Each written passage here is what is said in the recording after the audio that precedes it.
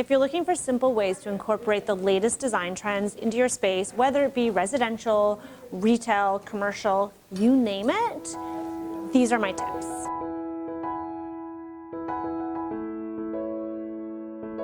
Today I'm downtown Toronto and I am speaking for the Canadian Museum Association Conference. I'm really excited to speak to retailers, vendors, and share my ideas and thoughts on how they can incorporate the latest design trends into their spaces.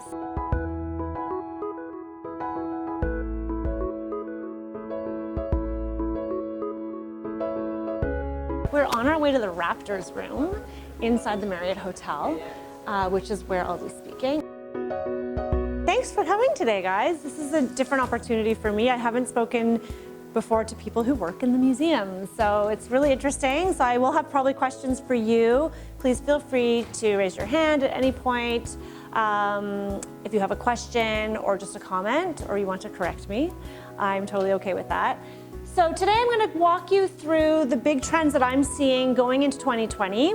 To me, I actually don't like the word trend because the idea behind a trend is that it's a fad or it's a phase. It comes and then it's gone.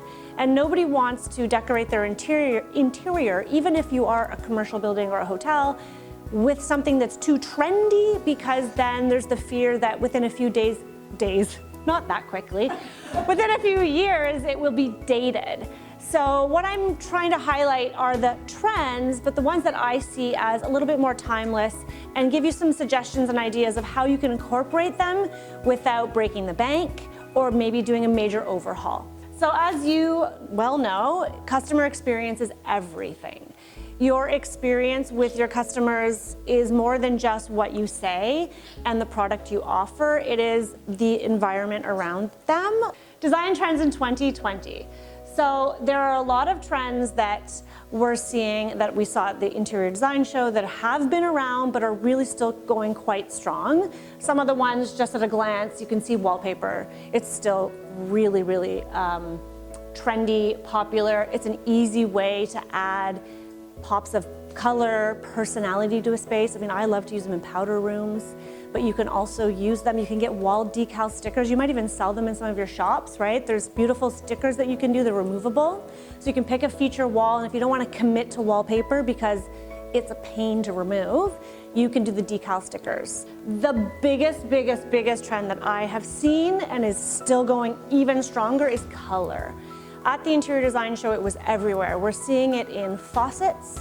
We're seeing the faucets that have multiple colors. I'm sure you're seeing this in some of the products you're selling, but you know, a matte black finish with red, or white faucets, or gold.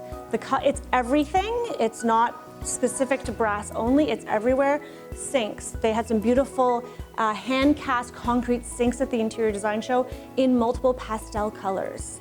Pastels are really trendy, pastels. So beige room, really soft, no color. This is not the thing. People, when they walk into a space, want to feel the warmth and they want to feel surprised. And I think, especially in front of house, you want to walk in and say, whoa, that's cool, that's different. You want there something to spark a memory.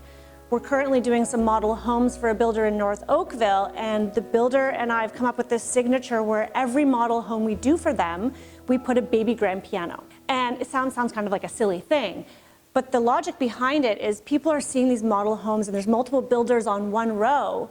What are you gonna do that's gonna be distinctive and differentiating that your customer is going to remember you? A baby grand piano, maybe not in a store, but something like that that becomes a little bit more of your signature. It's really not about white.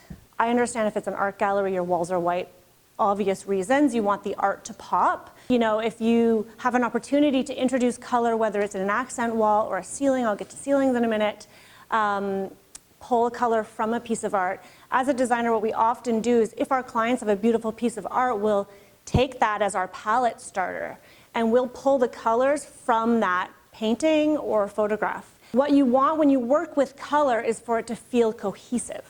So if you just have a pink piano, okay, that makes a statement and you can do that. But if you want it to feel less awkward, then you have other elements of pink within the same room.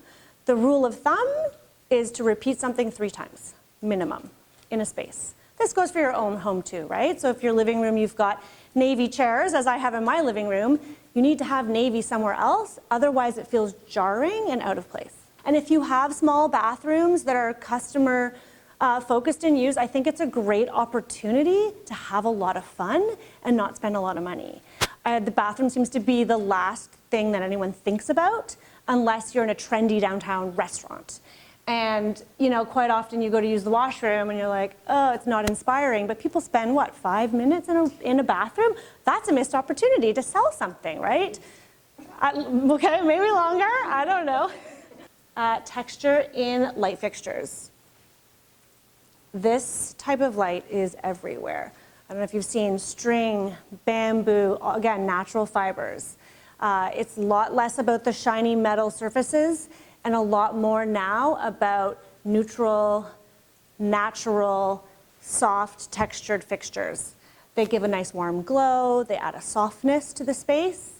They're quite popular in restaurants, in residential. We're seeing them everywhere. Sustainability. We're really starting to see this in the interior design world.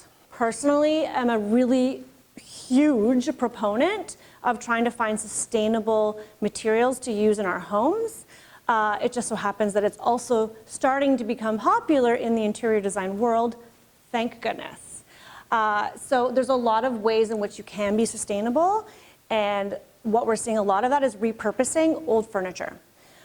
It could be something you do yourself, or you could pay someone to do it, but finding really unique vintage finds, something at an antique market, a thrift store, taking like that old pine piece of furniture. Such a neat idea to just get an old piece of furniture and use that as that character piece to display books or to have shelves set on top of. It's about minimizing our carbon footprint and trying to find pieces that already exist. They've already made their carbon footprint, and how can you use it and make a space beautiful? The quality of new materials and products is not what it used to be. So if you have something that you love, but it's just not quite the right color, or it needs a new fabric, definitely consider having it refinished, because not only are you helping the planet, but it probably will add a lot of character too. Okay, vintage rugs. So this kind of ties in with sustainability, but it's also just something that's happening across the world right now that it's extremely trendy. The best thing about vintage and second life rugs are they're extremely durable. Extremely durable, and they don't show any dirt. Second life rug, for those who don't know, is an old Persian or Afghanistan regular vintage rug that has been put through a distressing process, or sometimes they've dyed them, where it's all blue tones, let's say, but you can see the pattern very faintly through the rug. I love using these rugs because they're indestructible if you have children, if you have pets. If you are, in a restaurant space, you really barely can see any wear and tear. You want the retail space to be a reflection of that particular museum, right? Because it doesn't make sense to have this traditional little pocket if everything else is super modern. I think you need to look at what are the elements that are being used in the museum. So if it's like the hardwood floor, let's say there's a wood floor, you can bring that wood into maybe a different element in the store. It's really, repetition is always my fallback, is when in doubt, look for ways to repeat things. I would think you want to be true to the style of museum where you are. It's like if you go to the ROM in Toronto, the feeling of the museum is echoed when you're walking through the store, right? So I think it's finding those elements and repeating them in the space.